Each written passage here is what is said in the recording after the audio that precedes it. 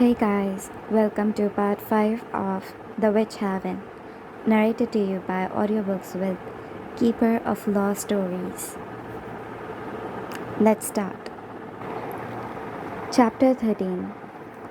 I'm so nervous for the next 2 days. I barely get through my classes. In Mrs. Roberts' class, I can scarcely focus enough to lift a sewing needle. Mrs. Lee is so upset with my lack of participation. I make up a story about remembering my father's face just to get her to stop glaring at me.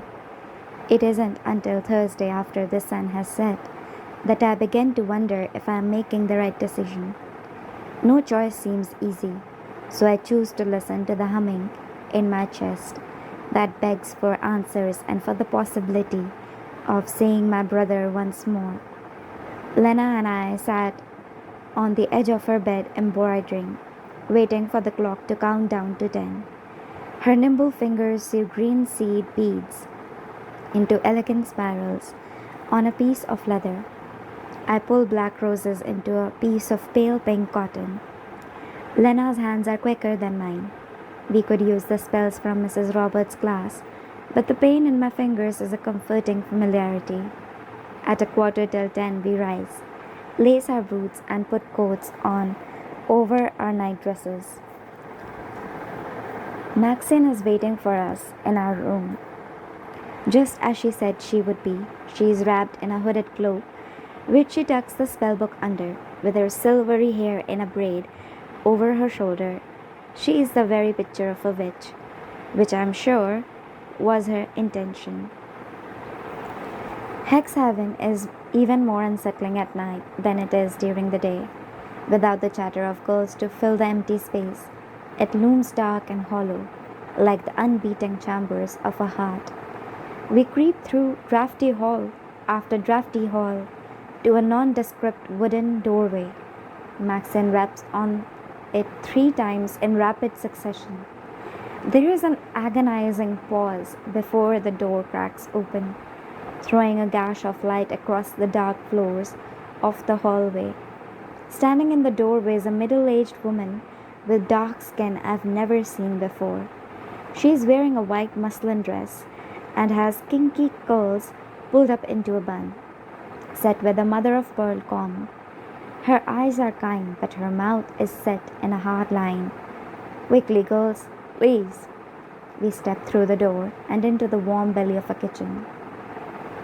"Thank you again for your help, Florence." Maxine trots across the kitchen, trailing a finger across the polished butcher block counters. "I still don't think this is a very good idea, girls." Florence takes a sin, raising her brows. Maxine shrugs. "Then thank you for helping us anyway." She turns to Lena and me. "Florence runs the kitchens. The back door is monitored less than the others." "How do we know we can trust her?" Lena asks. Florence smiles at Lena. "I like her." Maxine laughs. "We can trust her because I trust her. It's good enough for me." The 3 of us follow Florence across the warm brick floor of the kitchen to an oak door set with a small round window black with night. "Helen is on patrol tonight. I encouraged her to have a brandy with me after dinner, so hopefully her senses are dulled. You girls be careful. You promise me?" Florence says. Maxine gasps Florence's hands with the warmth I've never seen from her. "I promise, Miss Flo." With that, she opens the door and we step into the chilly night. The air is damp and heavy, but it is a relief to fill my lungs after sitting inside for so many days. Maxine unlocks the gate and we step into the dark. "Thank you," I say, "for sneaking us out tonight. I know it's a risk for you too." Maxine shrugs. "We are lucky to have Florence." Lena nods in agreement. "Feels good to break the rules of a place I hate. Cathartic is the word, I think." In silence, the 3 of us walk to the edge of the park. At the tree line on the east field, we stop. I reach out and grasp their hands on either side of me. "So we don't get lost," I whisper. Maxine snickers.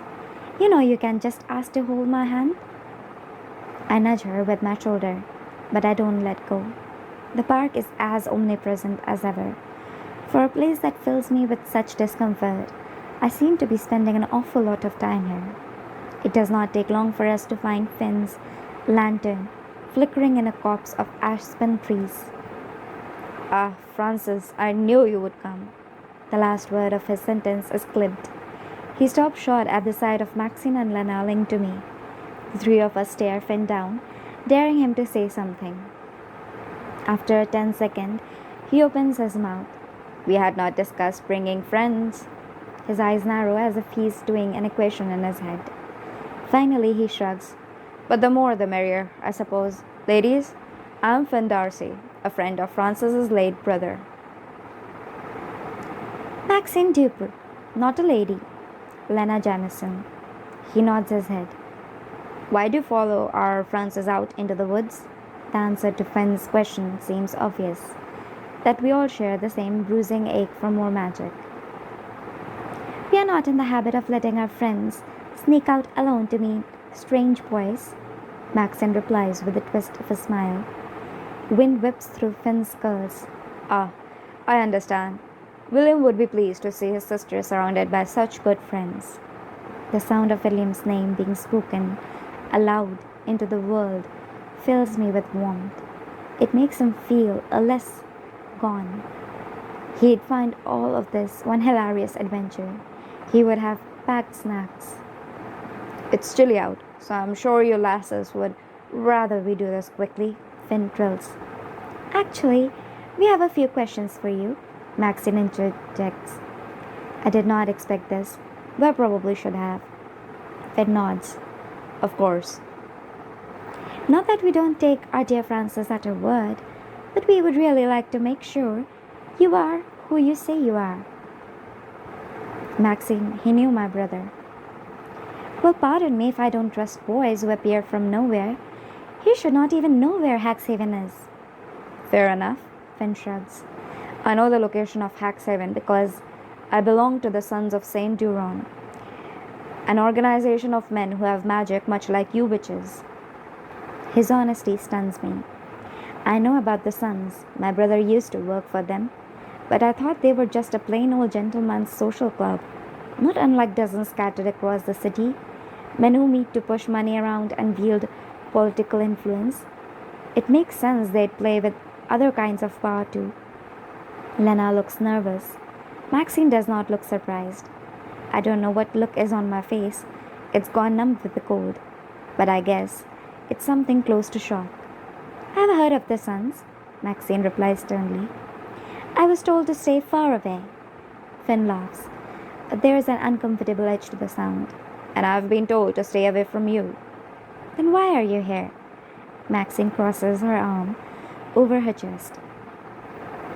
Finn shrugs casually. I don't mind risk for that matter. It's Lena who speaks next. So, what will your boss and our headmistress do if we are caught conspiring together?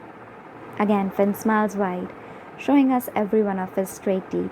But, if I'm not mistaken, fear flickers across his eyes. Let's hope we never find out.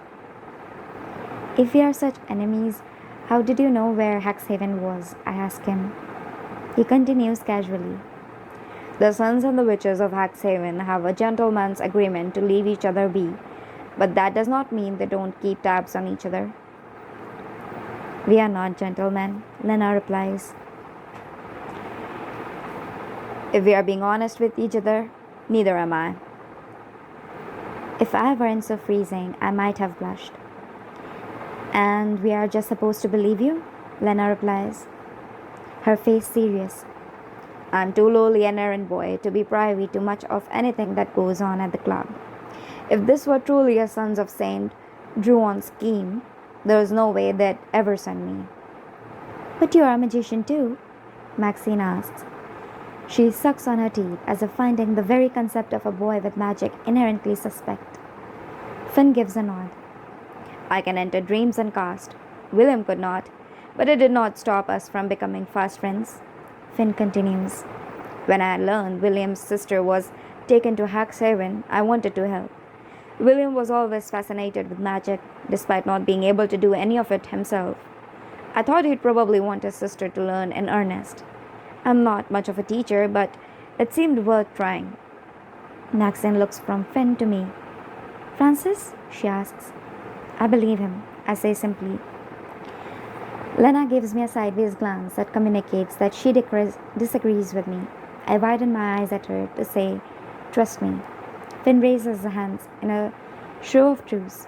What else do I have to gain by being here other than freezing to death and losing sleep? Our sparkling company? Lena deadpans. His answer must be good enough for her because Maxine pulls the ancient leather bound book out from underneath her cloak. She flips through the thin pages with nimble fingers, then lays it open on a tree trunk. The lanterns cast long shadows and orange light through the clearing. On the page is a spell in a language I don't recognize. This isn't the resurrection spell, I whisper to her, irritated. Let's not drive feet first into hell, she replies. She cracks her knuckles and begins to read. The words sound unnatural, sticking like honey in her throat. Nothing appears in her cupped hands. She frowns and tries again. Still there is silence. Lena places her chin on Maxine's shoulder for a better look at the book and tries herself. Again there is nothing. Why isn't it working? Maxine says. She's flustered and frustrated. Her hands balled into fists at her side. Finn approaches carefully. May I? Maxine nods reluctantly. Finn studies the page for a moment. There are notes here in the margins, he explains. I'm not stupid, I can see that. Maxine snaps back at him. But I don't know what half of them are saying. I peer over Finn's shoulder to see what Maxine is talking about. It's difficult to read the spell book in the light of a single lantern. Shadows of tree branches dance over its ancient pages, giving it the illusion of being alive. Scrawled in the margins are notes made so hastily the author has left the page covered in ink spots. Some of them I can read, quick English words like breath. Another is in Latin, flat, lux. But most of them are in a language I don't recognize, a mess of consonants and vowels. Finn meets my eye. I had not realized we were standing nearly close enough to touch. This is Gaelic. He turns to grin at us. How lucky you are to have an Irishman around. He turns his attention back to the book. This is different from the magic they teach at school. This is magic of creation, the kind of magic that comes straight from the core of you. Words can help direct energy, but it isn't as specific as what you have been taught at Haxhaven. What do you mean, specific? Lena asks. Think of basic spells as a hammer and nail. No creativity, but it will get the job done. The magic in this book is more like paints and a canvas. I can't help but wonder how Finn knows all this, where his knowledge comes from. As if reading my mind, Finn turns his attention to me. Magic is an art, not a science. Think of this book as giving you suggestions, not instructions. Maxine's eyes narrow. How does that work practically? He shrugs a hand through the curls. Let me see if I can translate this. In his pause, the only sound is our breathing, so deep and heavy, the trees might be breathing with us. The first thing to understand about magic is that language has power, but intention matters more. We nod, though I'm not sure yet if I understand his meaning. Finn runs his pointer finger along the page. These notes here speak of an inner light that exists within a person. The spell you were practicing the other day is a command, which is well and good, but magic is not a dog to be called. It's part of you. The words you use should be too. He closes his eyes. His eyelashes are so long, they graze his cheekbones. Under his breath, so soft it's almost inaudible, he whispers, Solas mana azlain, and a spark crackles to life between his thumb and forefinger. He picks up a dried leaf from the forest floor and sets it alight. The smile that cracks his face is almost as bright as the magic. Ashes drift to the ground as we stare on in awe. What's Aisling mean? Lena asks.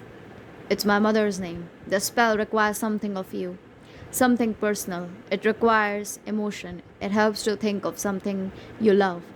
It's strange to think of Finn having a mother, of having existed anywhere before he popped into my life. But why wouldn't they teach us this kind of magic at school? Lena asks. Finn grins. Because this kind of magic is wild. It's unpredictable. And the world doesn't like wild, unpredictable girls. Maxim finishes his sentence. He nods at me. Go ahead, Francis. You try. I think about saying my brother's name, but the place where he lives in my heart does not feel like a place of light, just an ugly quagmire of hurt. The place my mother lives is even worse, stinging pain mingled with sickening guilt. Instead, I picture Percy, the old tomcat who lived in our apartment when I was young. He was black and grumpy and came and went as he pleased, but William and I loved him. I rub my hands together like I'm warming them up over a fire. Solas, Manam, Percy, I whisper, picturing his long tail whipping back and forth in our old windowsill. The forest around me rattles like it's impatient. On my third try, a tiny spark springs to life between my fingers. The heat of it surprises me. I jump back and clap my hands over my mouth in glee. I feel it in every part of my body, like the light is part of me too. For the first time, I feel ownership, control of this thing. The magic. Finn smiles proudly. Well done, Francis. Next is Maxine. Solas manam Nina. She gets it on the second try, and light sparks to life between her hands. As soon as it winks out, it's Lena's turn. Solas manam Jonathan. Her sparks appear immediately, a light in the darkness. The three of us share a smile. We all try the spell again with different incantations and things we love. At one point, Maxine uses coconut cake and we dissolve into a fit of giggles.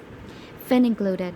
My hands are numb and spots flash in my eyes from staring at the light. But from the flushed-cheeked faces of my friends, I can tell that they feel as vibrantly alive as I do. Success with the spark creation spell fills us with confidence, and soon we are flipping through the rest of the book, splayed out on a bed of dead leaves. I thumb through pages that speak of astrology, numerology, energy work, charms, and hexes. There is an entire section dedicated to herbs and their properties, another that details which color candles to burn for which ritual. Lena does not need Finn to translate the marginal notes scrawled next to the read of the herbs. She recognizes the delicate drawings of wild ginger and thistle root by sight alone. Maxine explains the constellations sketched in the pages and points to the tree canopy to show us where they'd be this time of year if we could see them. The book is a relief, confirmation that being a witch is so much more than the ability to thread a needle with your mind. We are all sitting so close together, gathered over the book. I can feel the heat of Finn's expansive chest. It's all that keeps me from shivering. I extend my hand to trace over a sketch of an evil eye, and Finn's hand brushes mine. He pulls it back like he's been burned. I scoot away from him and remind myself he's a means to an end. It would be a massive waste of my time to consider the shape of his fingers. I direct my attention back to the book and continue to flip through its pages. I catch a glimpse of the words true love at the top of one page and without thinking flip back. Next to me, Finn chuckles. Already interested in love spells, Miss Hallowell? I hope it's too dark for him to see how I blush. Is that what this is? He takes the book gently from my hands and examines it for a moment. No, not quite. This is a spell that is supposed to tell you the first letter of the first name of your true love. Maxine huffs. True love? What an absurd concept. You don't wish to try it and see it if it works, Miss Tupper? Finn asks, teasing. Maxine sticks her tongue out at him and snatches the book. We need something to burn, Finn instructs. It's a relatively straightforward spell. Let's give it a go. There is a note in the same scrawling ink jotted in the margins. Maxine tips the book forward. What does this say? He leans closer to get a better look. It wants you to imagine the feeling of being in love. How could one possibly know what that feels like? But I'm not up for a philosophical discussion on the nature of love, so I stay silent. Maxine leans down, plucks a few of the driest leaves of the ground, and brushes the dirt from them. Next, she shakes the lantern and carefully removes the brass top, so the flame is flickering free. She studies the book for a moment, Then she presses the leaves in between her palms and tilts her face up at the sky. For a heartbeat, she is silent. Then she mutters the word, Tazdomliat. She opens her eyes, flames reflecting in her pupils, and tips the handful of leaves into the flame. Nothing happens at first. The leaves catch light but flicker out just as quickly. Maxine shakes her head in frustration, ashes caught in her blonde hair. Next to her, Finn stands with the arms crossed. Don't give up that easy. Go again. Maxine sighs and swipes a few more leaves from the ground. She hunches over to take another look at the spellbook, worrying her lip in concentration. Once again, she closes her eyes, takes a deep breath, and mutters, Tazdomlian. The leaves catch light immediately, bright and hot. They flash white with a pop and a spark. Left in their wake is a plume of smoke curling up into the night sky in the shape of what might be the letter M. It's brief and it's terribly dark, so it could be a trick of my eyes, but I swear I see it. Maxine laughs.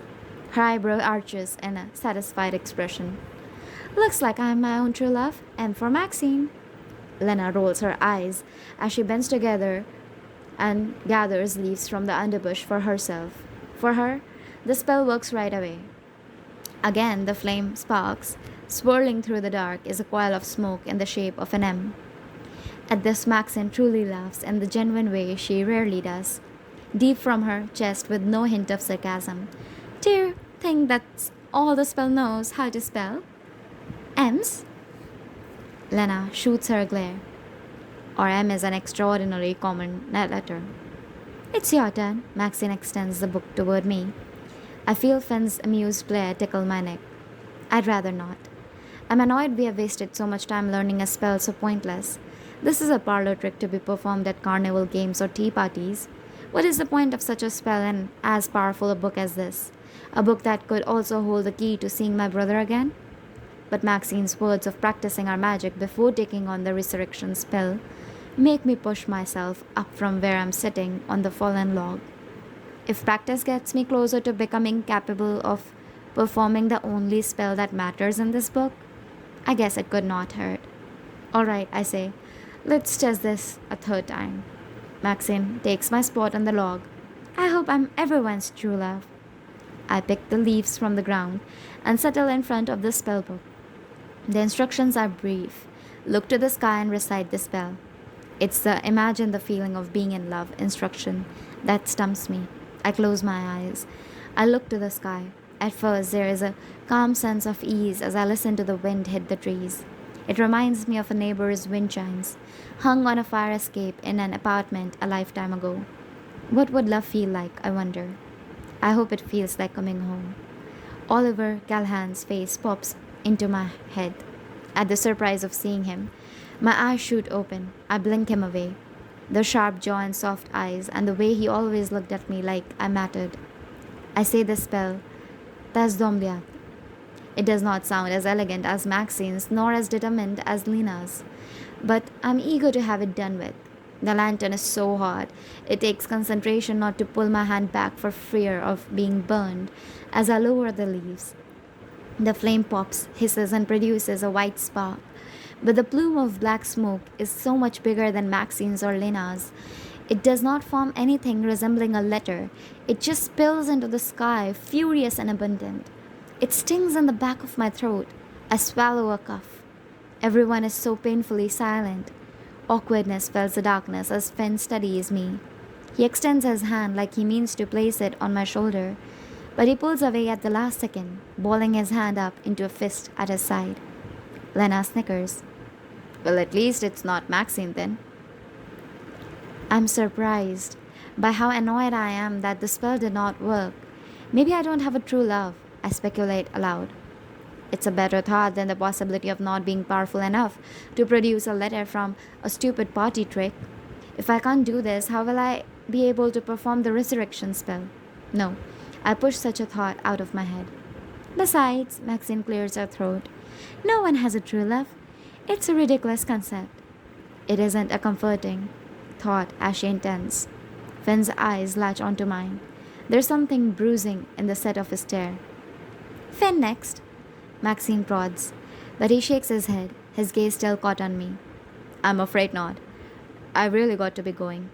Are you afraid? Maxine cocks her head at him.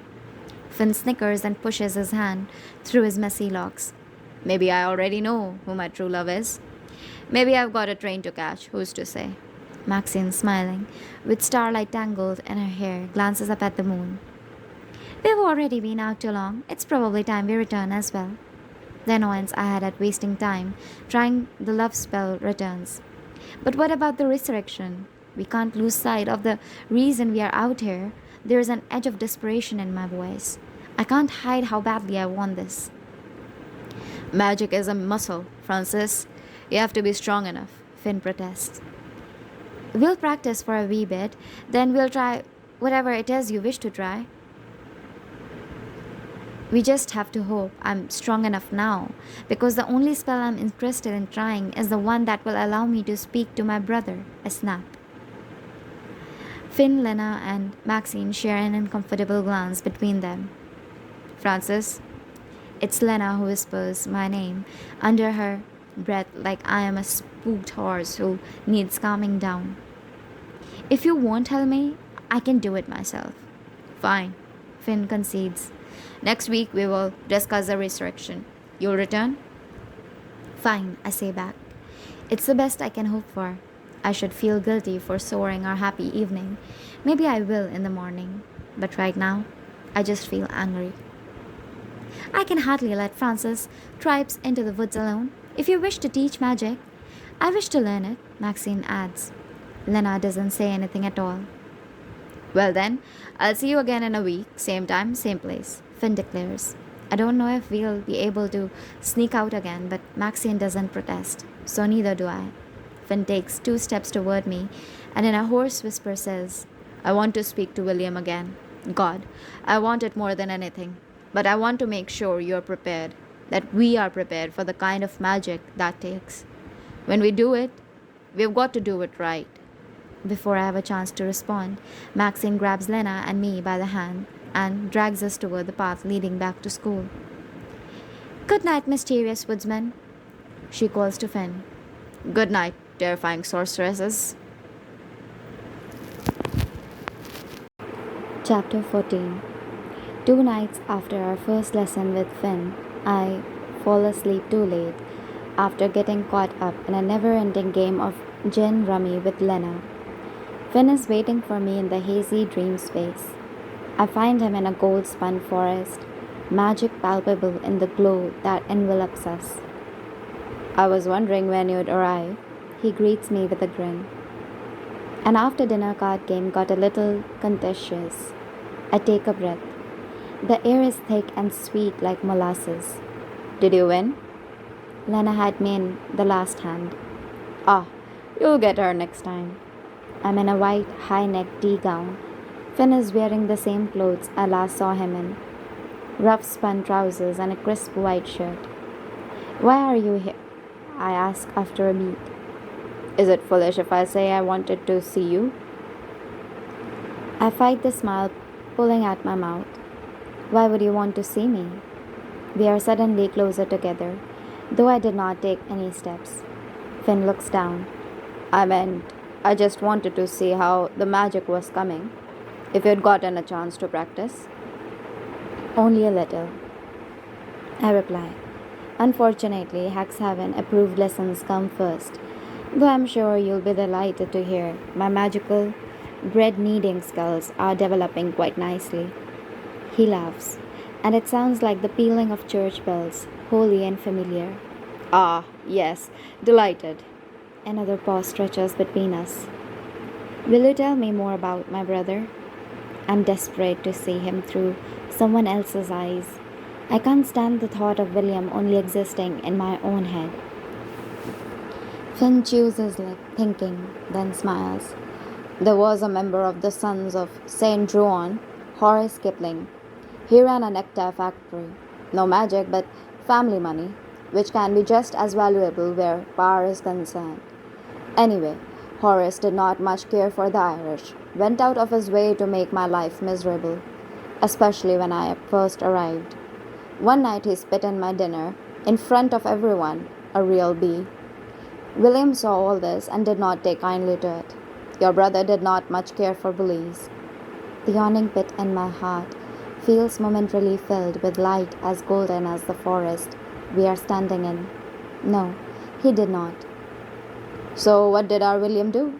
Finn continues. He could have dressed Horace down in front of everyone, but that would not have done much good, and he knew it. So he went over to Horace's necktie factory and talked to every single one of his employees. The next Monday, Horace had a line out his office door with folks turning in their notices. William found every one of those workers a better paying job, or a job closer to home, or in a factory with better hours. He snatched all of Horace's employees out from under him and made sure word got around that Horace Kipling was a man worth avoiding. Horace's rich father was so disappointed in him. He sent him to Pittsburgh to look after the family's steel ventures. Finn slaps his knee in laughter. Pittsburgh! Can you imagine a fate worse than Pittsburgh? Old Horace could not. Threw the biggest fit I've ever seen a grown man throw. I can't hold back my smile. My brother really did all that? Finn's grin matches mine. It's all brilliant. He was brilliant. He did not even let me thank him properly, just laughed and said something about old Horace having it coming. Despite my smile, tears spring to my eyes. There was no one else like him. I, Finn replies. Will make Willem proud, you know. My chest is tight. Righteous, glowing butterflies flutter from a brush dripping with flowers. I'm trying. It's all I can do without him. Lena does not mention Finn for the rest of the week. Not while we play cards or walk to class or eat meals. Maxon is even harder to pin down, always splitting between groups of friends or out with Helen. It's almost easy to pretend our meeting in the park had been a dream. That is, if it weren't for the actual dreams I'm having. In practical applications on Wednesday, Lena barely looks at me over the vase of flowers we are failing to arrange. Neither of us has any eye for symmetry, and only half of Lena's rose is blooming on command. Mrs. Roberts plucks at the poor job we are doing and chalks it up to our less refined backgrounds. An eye for beauty is not something everyone is blessed with, dears. It's rare for girls from your circumstances to recognize it. Please do your best, but no, I don't expect much. Her tone is warm, like she thinks she is doing us a favor, but Lena and I dissolve into laughter the minute she walks away from our table, and the spell of awkwardness is broken between us. How will I find a husband now? Lena quips. You'll have to settle for a second son, to be certain. While I still have her attention, I scrawl a note on a blank page in my open notebook. Will you come tomorrow? I pause for one moment and add, please. She stares at the note briefly, purses her lips, and nods reluctantly. A flood of relief washes through me. Thank you, I mouth. She laughs again, the most I've seen Lena laugh, perhaps ever. Have you considered I'm not doing it for you? Our second meeting with Finn takes place on a chilly late October night. He arrives with a bag slung over his shoulder, pulls out 3 small packages wrapped in brown paper and twine, and hands one to each of us. I unwrap mine with numb fingers to find a pair of naughty knit blue mittens inside. I wasn't sure of the colors you'd like, so free to trade, he says. I glance around the circle and see Lena and Maxine holding their purple and red pairs. I call right, Maxine exclaims. I'm quite satisfied with blue, I say. It's hard to practice magic with shaking hands, and I had some free hours this week. Finn replies. You made these? I ask. I grew up on a sheep farm. Not much to do in the evenings to keep your hands busy and plenty of wool to spin. Play your cards right, and next time I'll bring you a sweater. I slip the mittens on and Finn smiles. They suit you. Fewer holes than the ones you were wearing the night we first met. I suppress a grin. I'm surprised to remember. I don't recall the last time someone gave me a present. But there's something hidden behind Finn's skips and smiles. Even in the low light of the lanterns, it's clear his shoulders are slumped and his eyes are rimmed with red. What's wrong? I ask him under my breath. Lena and Maxine are already off thumbing through the book, discussing what spell to try tonight. Just a hard day, no matter. It's a blessing to see your faces. What happened? The night is cold, and the forest is dark. Finn avoids my question by busying himself, lighting a lantern to hang off a tree branch. It throws shadow like outstretched fingers across the clearing. I pull my coat a little tighter. Finn turns back around. I'm glad you like the mittens. I wiggle my fingers. They're quite impressive. You're not a terrible knitter. I know I'm not. Despite the haunted look on his face, he smiles a little. Maxine glances at us from where she stands with Lena. Hello, sad boy, she calls. Are you going to tell us what's wrong or not? Finn drops his head and plays with the loose string of his jacket, and when he speaks, his voice does not have the same ringing of light. The brother of a close friend went missing a few days ago. Poor kid left for work and never came home. Factory foreman said he never showed up. I did not know the lad well, but every time we met, he was kind. His brother is torn up. The stress he is carrying is evident in every part of him. It breaks my heart. I'm so sorry to hear that, Finn. I tamp down my own memories of the first few days after my brother went missing. I remember a lot of crying on the kitchen floor. I think at one point I may have screamed at a policeman to try harder. Finn lost William too, I remind myself. The memories must still sting for him. They have to. Thank you. I will be fine. Still praying it will all be some misunderstanding and he'll show up in a few days. Maybe he'll opt or join the circus. Let's all pray for the circus, Maxine says. I extend my hand to place on his shoulder, but snatch it away at the last minute. It does not feel right to touch him. Finn gives a solemn nod. He takes a deep breath, like he's trying to show his emotions back inside. Indeed. All right, no more of my troubles. Let us begin. Finn opens the elemental to a page near the back. There are no hand diagrams on this page, just a block of text written in such cramped handwriting. I can hardly make out the individual letters. Finn looks like something out of a gothic novel tonight. His curls blow in the fall wind, and the purple circles under his eyes are as dark as ever. The collar of his black wool coat stands starched around his neck. There's something I would like to try tonight, he says, peering at the page, then at me. I want to try the resurrection, I retort. We don't know how much time we have left. Practicing this kind of magic will make big spells like the resurrection easier, I promise. How? I prod. Don't you trust me, Francis? I'd like you to see if you can move my hand. Your hand? I'm confused. Why? We have been told that controlling another person is dangerous, forbidden even. Maxine interrupts me, her eyes determined and steely. Your school sure loves its rules, doesn't it? Finn shakes his head. But that's not what we are doing. Plus, I've never found a human soul that abides by any law. So let's try anyway, shall we? Is there a spell? Lena asks. No, just concentration. Focus on your soul reaching out beyond the bounds of your corporeal form. I'm not entirely sure what that means. I stare at his elegant hand until my eyes hurt, memorizing the white crescents of his fingernails. Nothing happens. I'm not sure what I'm supposed to be doing. He leaves the book on the log where it's balanced and closes the distance between us until his nose hovers a breath from mine. Lena and Maxine watch us from across the clearing with narrowed eyes. In a whisper, only for me, he says, Move my hand. I can't, I whisper back. It's an aggressively pointless exercise. It does nothing to help William.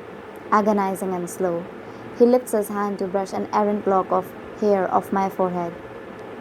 The lightest touch is like embers being raked down my spine. He leaves his thumb at my temple. Move my hand, he whispers once more. I shake my head. I can't form thoughts around the hammering of my heart, coupled with the embarrassment of Lena and Maxine staring. He draws his hand away from my temple and to my mouth. I tremble, summoning the courage it takes to look from ground back to him. He flicks his thumb against my lower lip. His hazel eyes narrow, and something shifts. No, not like this. Then, like he's been shocked, he snaps his hand away and stumbles back a few feet. The leaves crunch under his weight. He grins wolfishly. Well done. I did that? I felt the lash of power, but still I'm shocked by it. You did. Lena turns to Finn. You seem surprised. I am, he replies. I've only seen it done once before. I've never managed it myself, and here it took our dear Francis less than 15 minutes. So much for silly true love spells, I think. Lena and Maxine speak in a flurry at the same time. How? Let me try. Finn does not use the same tactics on Maxine and Lena. Maybe he knows they would not let him crowd their space like I did. Maybe he knows I'm the weak one. For over an hour they meditate and concentrate and even clutch on oink stone that Finn produces from his pocket. Your pinky, it moved, Maxine shouts at Lena. It did not. Don't lie to me, Maxine smiles as she says it. Maybe I'm shivering because I'm about to freeze to death, Lena retorts. If only a good cemeterian had knit you mittens. Finn jumps into their bickering. It's strange to see him slot into our little sisterhood. I'm cold. We have class in the morning. I give up, Maxine declares, popping up from where she sits on the ground, brushing leaves off her coat. Maxine and Lena walk to the edge of the trees. I hover close to Finn as he bends to pick up his satchel. Are you taking the train back into the city?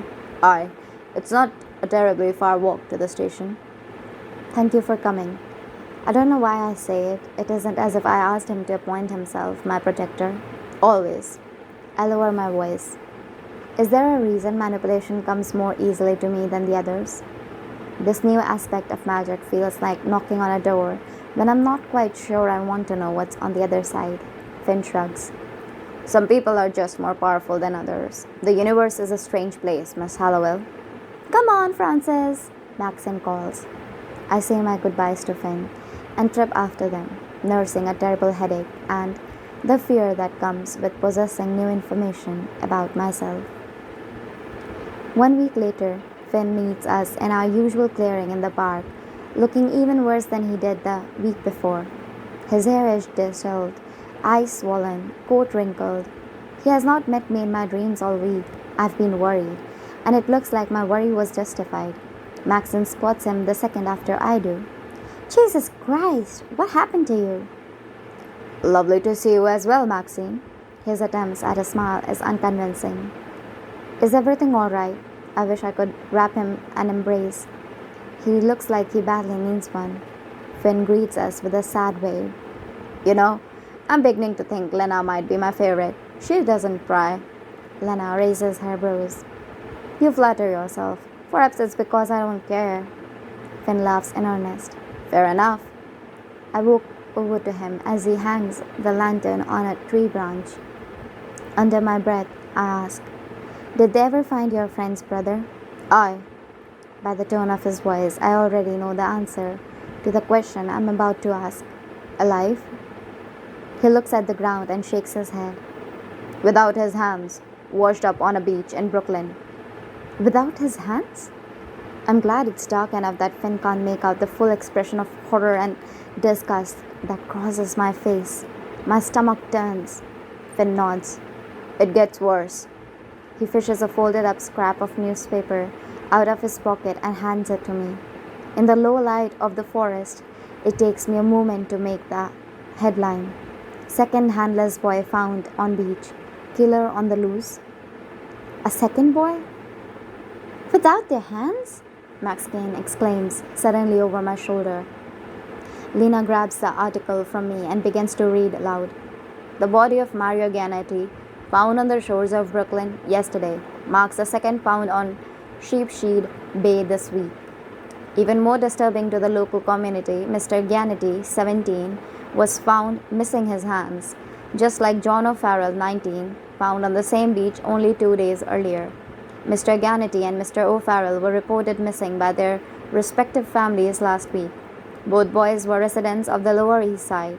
Police have denied that the bodies are evidence of a killer on the loose, but that doesn't seem to much of a comfort to those who live near such gruesome findings. It was Johnny O'Farrell who was my friend's brother, Finn says. He looks genuinely heartbroken. And the other? I ask. Do you know anything about yesterday's victim? Finn shakes his head no. Never heard the name before. The wheels in my head are turning, and I'm struck by an awful feeling I can't shake. It's slippery and nauseating, but beneath the abject horror is a thrill at the first real clue I have had in months. Should I be ashamed of the kicking in my chest? Something close to excitement? Your friend, he's a member of the Sons? Yes, but his brother Johnny wasn't. And the other boy? Any chance he could be a member? The question comes out so urgently I sound frantic. I feel frantic, thoughts flying too quickly to keep up with them all. Doubtful, but not impossible. I've never heard the name, but we are a large organization. I don't see why it matters, though. Two people isn't exactly a pattern. I look between Finn, Lena, and Maxine, who stare back at me with identical wide eyed confusion. Two might not be a pattern, but three is. Sheepshead Bay is the same beach where they found my brother. Chapter 15. With steely determination and an upset stomach, I march over to Maxine's bag and pull out The Elemental. The book flips open to the page detailing the resurrection like it's been waiting for me. You can help me or not, but if William Skeller is out there murdering other people, I'm not going to sit around and do nothing. We can ask William who killed him. We could stop this from happening to more people. My heart is pounding, my words come out aggressive and quick. Maxine and Lena share an uncomfortable glance. They are doing that more often as of late. I'll do it myself then, I respond to their infuriating indifference. I pull off the scratchy mittens Finn gave me and course the tips of my fingers over the pages. They are as cold as the frost-licked underbrush. Finn's lantern casts them in a flickering orange light. I stare back at the familiar illustration of a human figure sitting in front of a mirror surrounded by other objects. The objects needed for the spell are sketched in black ink and labeled in slanted handwriting. A scrying mirror, a vial of graveyard dust, a hairbrush labeled item belonging to the deceased, and a dagger called Fragra. Like most of the pages in this book, the marginal notes are in a mix of languages. Most are in what I think is Gaelic, but there is one in English that stands out the darkest, only effective if done soon after departure from this plane. It's a note I think about when I can't sleep. The others gather around to read the spell over my shoulder. What's Fragra? I ask. It's a type of a dagger, an old one, Finn answers reluctantly. He scrubs a hand across his neck. There's something tortured in the simple gesture. I can help you get it, if you're determined to do this. We need it soon, I say. Before any more bodies wash up on the bay. Finn agrees. I'm relieved he's seeing my point. Maxine looks grave as she speaks up. I've been a little bored and this seems like a terrible idea. Why not speak to the dead and solve a few murders? Lena looks between the three of us like she's doing a calculation, her eyes fluttering, brow creased. Finally, she closes her eyes in a huff. I wish I could not see how this turns out. I cannot. There is no moon tonight. The thicket of trees is the darkest I've ever seen. Shadows stretch long like hands reaching out, grasping at the back. A shiver goes through me and it's more than the cold. We'll need to minimize the risk. Finn's eyes are big and soft. He looks more lost than I've ever seen him, which is strange because I feel balanced on the precipice of finally finding something. The head of the Sons has always been a bit of a collector. He keeps the magical artifacts in his office. How morally opposed are you to cat burglary? Sweet of you to assume witches have any morals at all, Maxine answers. How very modern of you. Can you make it to the Commodore Club on the Lower East Side this Sunday? There's an event, everyone will be busy and security will be lax. It could be our one chance to sneak into the office this Saturday. Finn explains. The excited rhythm in my heart beats an answer. Of course, anything. Lena frowns. Why do you need us to break into our own organization? I can't magic objects as well as you. There will be locks and wards, and I don't have the power to get through them myself, at least not quietly. Yes, my answer is immediate. It has to be 2 days from now, Maxine asks, incredulous. Unfortunately. From somewhere nearby, an animal scurries in the underbrush. It sets my teeth on edge. What about the mirror? I prod. We have to think of the big picture. If we are going to do this, we need to do it properly. I'll do some research, is Finn's curt reply. Does your brother have a grave? Lena asks quietly. Yes, in Manhattan. The dust will be easy. Maxine brushes a strand from her forehead. And the item belonging to the deceased? Do you have anything of your brother's? This question stings. I don't, but I know where to get one. And suddenly we have a plan. A plan that begins with us breaking into the Sons of St. John. I grip the elemental all the way back to Haxhaven. It stays cold no matter how long I clutch it to my chest. Maxine unlocks the gate, and we slip into Florence's dark kitchen. She has not stayed up for us tonight, but she has left a warm pot of tea on the stove. This is getting dangerous, Lena says. Her voice is hollow. It bounces off the bricked wall. Yes, Maxine agrees, but at least it's not pouring. I'm surprised to find Finn in my dreams later that night. We are in a fairy tale forest next to a bubbling stream. Birds whistle in a chorus overhead, and butterfly lands gently on a dinner plate sized flower at my feet. But the light bends wrong here. The colors are too vivid, just one shade off of anything naturally occurring. I just saw you. I'm glad to see him, but he does not need the satisfaction of knowing that. There is an odd look on his face, the same tortured set to his brows as earlier. I wanted to make sure you were all right. More than all right, I answer honestly. I'm worried. He doesn't need to tell me. It's written all over his face. It doesn't matter. I'm going anyway. What if we get caught, Francis? I am one of them. I'll be fine. But you are a witch, and I don't know what they'll do to you. I turn to him, confused. The veneer of his confidence has cracked, revealing the teenage boy underneath. This was your plan, he sighs, and I already regret it. I'm doing this with or without you. It will be easier together. If we get caught, I might not be able to protect you. You don't even know me. He looks wounded, but I don't regret saying it. I like Finn. I probably like Finn too much. But his fussing over my safety seems to go far beyond what he'd owe his dead friend's kid sister. Oliver and I grew up together, and he spared only half a passing thought to my well-being since William's death. It does not make sense that Finn should take this all upon himself. He lets the silence stretch between us as my statement goes answerless. You don't owe me a single thing, I tell him. He pulls a hand through his curls, setting them in a riot around his face. His hair is no longer, and when I first met him, more than that. No, I don't. But I do. It's difficult to explain. I'm smart. Try me. He kicks at the dirt with the toe of his shoe. Can I admit something? I'm terrified to try. I've never heard a man admit fear before. It makes me smile a little. Be brave for me. He sighs, holds the weight of 100 sleepless nights. I'll try. He lowers himself onto a log blanketed in vivid green moss and looks out toward somewhere, then back at me. I grew up in a farmhouse in County Galway with 4 brothers and 3 sisters. He begins, a soft, simple dimple on his cheeks.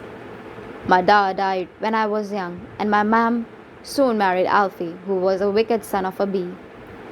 He bit the shit out of her, and when he tried of that, he'd beat the shit out of me or my brothers, or my sisters, or sometimes all of us if he was in a particularly full mood. Every day was the same. Wake with the sun, mind the sheep, sell wool at the Saturday market, care for my siblings, tend to my mother's wounds, tend to my own. But I had one bright spot, and that hell, my dreams. I sit down next to him, close enough that we are pressed leg to leg, feet swinging in the bluebells. Tell me about the dreams, I say in a voice scarcely above a whisper. They started when I was 12, the night after Alfie knocked me unconscious for the first time. I thought I was hallucinating at first. They were so real. His voice is thick with emotion, and it makes my bones ache. I raise my hand, almost placing it on his knee, before I think better of it and tuck it back to my lap. I entered Mam's dreams first. She was dreaming of my da. I'd forgotten what his face looked like, but then the dream shifted. I started seeing the men I'd met at the market, or the village girls who spun the wool into yarn. I turned to face him, but he's staring off at the false horizon, imagining the dreams long past of people far away. His jaw is sharp now, but I can imagine what he must have looked like at 12, with chubby cheeks and a dimpled smile, so much fear lingering in his eyes, of his stepfather, of the dreams he had explored. I am filled with a sense of deep, primal protection. The dreams were unpredictable. I did not know how to control them yet. I'd end up in others' dream all the time. Some people I'd see just once, then never again. But there was one constant. There was a girl. It's reverent, the way he shares it, quite like a player. His eyes are closed now, head tilted just slightly to the sky. There's a scar along his chin I've never been close enough to see before, and another snaking sliver along the edge of his left eyebrow. I don't know how my body works in dreams, but our chests are rising and falling together in unison. I am covered in those goosebumps. And she was beautiful and sad. She was unlike the others because I knew I'd never met her. Hers was a face I would have remembered. I did not know where she was, only that it wasn't our land. Her world was grayer than mine, louder too. When I was 12, I could only see her from afar, more a silhouette than anything. She was so blurry around the edges. When I was 13, she came into focus a little clearer. She started wearing her hair in one braid instead of two. There's a tightness in my chest now. I can see it all so clearly. I remember the feeling of my mother's hands in my hair as she braided it, how I begged her to let me wear it in one plait down my back like the other girls at school. When I was 14, I heard her speak for the first time. She did not see me in her dreams, which wasn't unusual. Most people never noticed I was there, but she was different, because I wanted so desperately for her to see me. I would have given anything to speak to her. At this, my eyes sting with tears. I remember being 14 and achingly lonely too. When I was 15, Alfie broke my leg, and I was laid up in bed for a week with an awful fever. I thought I was going to die. My heart breaks at the image. Finn near death at the hands of someone who should have protected him. Ma'am had the village priest give me my last rites. I was so far gone, I did not realize until it was too late that I had wandered into the dream of Boss Olan, head of the Sons of Saint Ruan, who was on business in Galway. He was the first person to recognize me for what I was. It's all coming into focus now. A picture of every tipped domino that led Finn to me. The fever broke the day he came to fetch me at the farm. 5 days later, I was in New York. It feels like Finn is handing me his beating heart, raw and bloody, with both hands. He takes a breath, steadying himself. We arrived in the city. I started working for the Sons. Someone like me is a valuable commodity. I'm like a spy, except I can't get caught. And things were fine until one day I was walking down Broome Street and I saw her, the girl. I saw you, Francis. I close my eyes briefly, savoring the warm light of the confession. You saw me? I whispered. You were crossing the street. You were real. I could not believe it.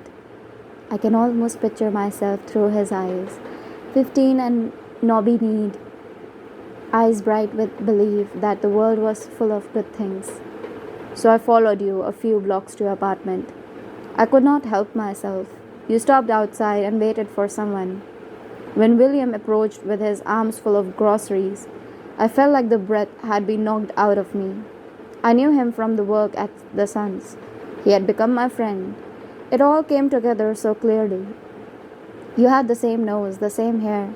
You were the kid sister he spoke so much about.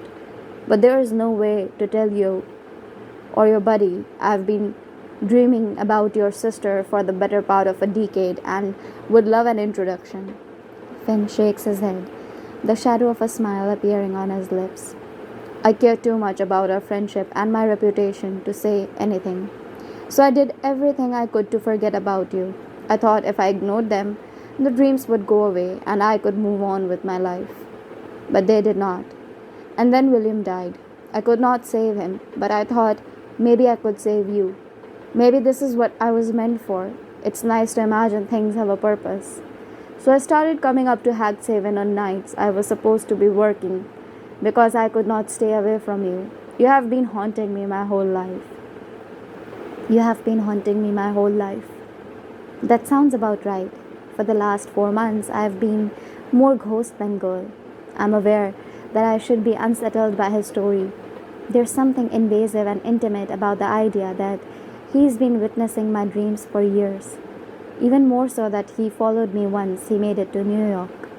But instead of squirmy discomfort, there is the fizzy warmth that comes with being special to someone. He finally turns to look at me, and it's like staring into the sun. His eyes are wild and questioning. You matter to me. Do I matter to you too? His hand edges closer to mine.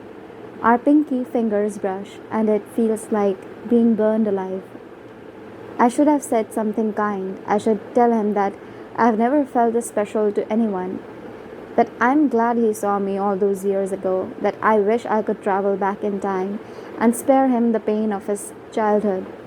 But the way he's looking at me makes me feel stripped bare, and I'm nervous. I appreciate all that. Truly, I do. But it doesn't seem mean that you can protect me, I say in a voice that sounds awfully far away. I know, but I don't know if it will stop me from trying. What if we promise to protect each other? A partnership, Sherlock and Watson? Yes, but if we are being honest with ourselves, we are both Watson. So it's a less than perfect metaphor. Finn smiles, but he can't hide his anxiety. You can't protect me. You can only teach me what to do with what I have been given. That's a deal I'll take. Suddenly he glances to a place I can't see. I have to go. I'll see you Saturday, he says, then shimmers like a specter out of sight.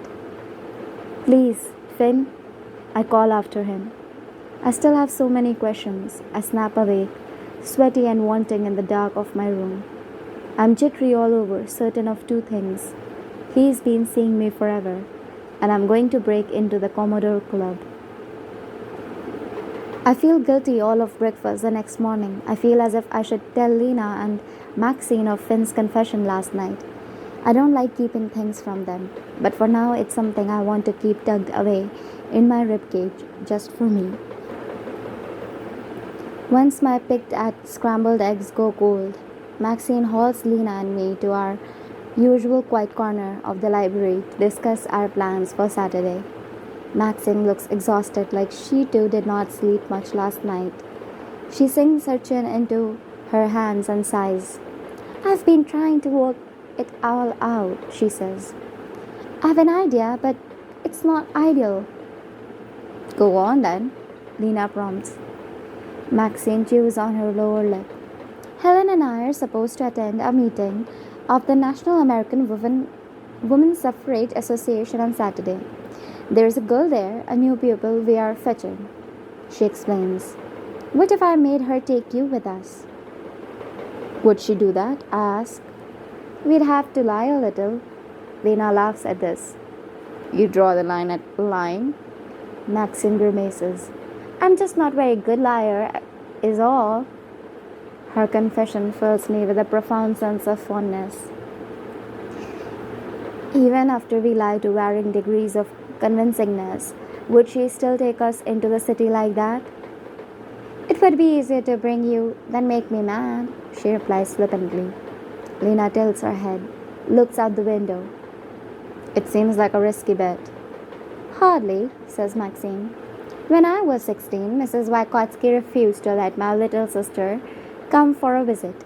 In turn, I refused to use my power to help her and Helen collect new pupils for weeks while I visit. and sulked. Helen could not narrow down anyone's location closer than 6 blocks. She eventually brought some girl up here who did not possess a lick of magic. The wrong Sarah Simmons or something. It was a nightmare. It was also a little hilarious. Eventually, Nina came to visit, and I've gotten what I wanted since. What happened to the girl? Sarah? I think we paid her off and sent her back to her family. You are a monster. I laugh. So we go to the meeting, and then what? I run off? Obviously, Maxine says. Lena and I will stay and distract Helen. You and Finn will get the dagger. And besides, it's stretching the truth at best, she adds with a wave of her hand. You do think women should have the vote, do you not? Well, of course, I say. She cuts me off. Then it's settled. And so, in our corner of the library, our plan comes together. Maxine and Helen are going into the city, and Maxine will insist they take us along. The suffragettes hold meetings in a church basement on the Lower East Side on Saturday evenings, and it won't take me long to sneak off and meet Finn at the Commodore Club instead. Maxine will insist Helen and the others wait for me, and I will meet them outside the church at 9 o'clock sharp. I will profusely apologize, make up a story about how much I missed a friend, and snuck off to see her, and will accept my punishment with a stiff upper lip. Maxine is sure Helen won't assign me to anything more serious than a week of kitchen duty. If everything goes right, by this time, on Saturday, I will be a step closer to seeing my brother again. To be continued. End of part 5. If you want to listen to part 6, please give this channel a subscribe if you haven't already, and like the video. It motivates me to create more such content. Thank you so much for listening, and have a nice day ahead.